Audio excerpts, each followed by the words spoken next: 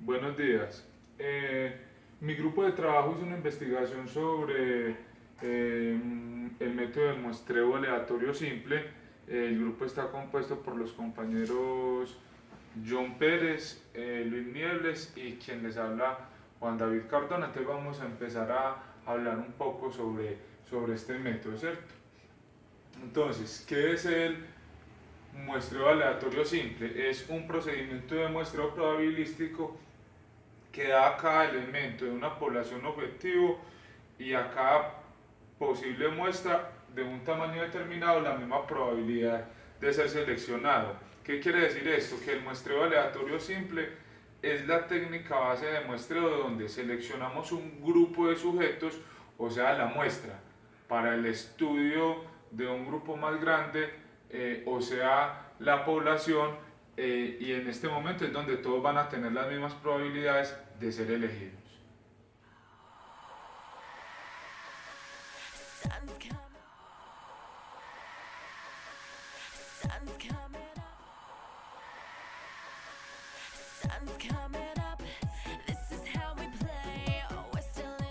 Para hacer el procedimiento de muestreo aleatorio simple, se debe seguir una secuencia de pasos para que ésta llegue a un feliz término. Entonces se deben seguir seis pasos. Tenemos entonces en el primer paso que tenemos que definir la población objetivo donde se va a tomar la muestra para la investigación. Luego es identificar el marco de muestreo. En el tercer lugar tenemos que evaluar el marco del muestreo. Cuando hablamos de evaluar este marco es definir una cobertura para la muestra, que de pronto no vaya a ser una cobertura excesiva, falta de cobertura o cobertura múltiple, que es cuando repetimos elementos en la muestra.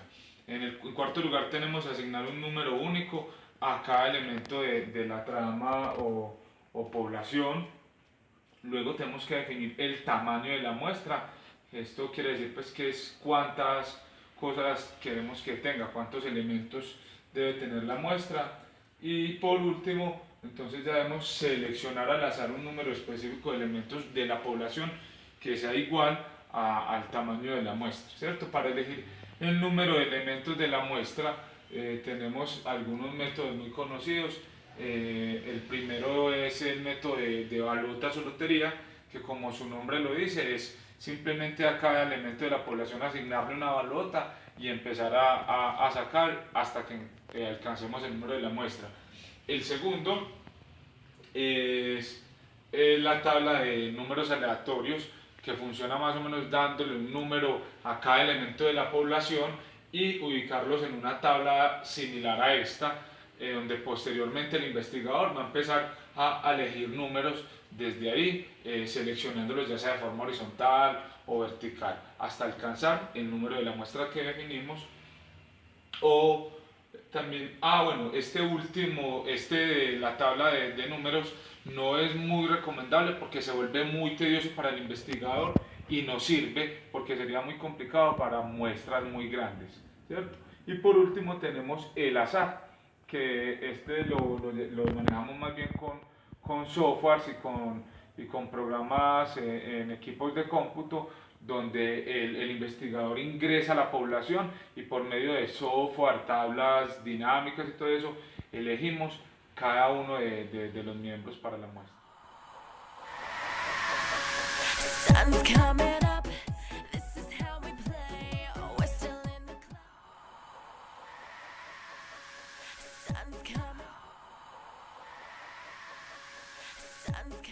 El muestreo aleatorio simple es una forma de recolección de datos muy buena, pero tiene ciertas ventajas y ciertas desventajas, ¿cierto? Entonces en las ventajas tenemos que puede producir muestras muy representativas en una población, que cada combinación posible de muestreo tiene una igualdad de ser seleccionado, es muy fácil de comprender y de utilizar, y adicional tiene facilidad en procedimientos estadísticos para analizar los errores y datos en software estadístico. Pero entonces tiene las desventajas que son: una, errores de muestreo y menos precisión en el muestreo probabilístico, que los datos pueden estar muy dispersos, entonces puede incrementar costos en el momento de recolección de datos. No se aprovecha el conocimiento que tiene el investigador en cierta población, porque cuando elegimos el método de muestreo aleatorio simple no se va a tener en cuenta este conocimiento, sino que va a ser todo al azar.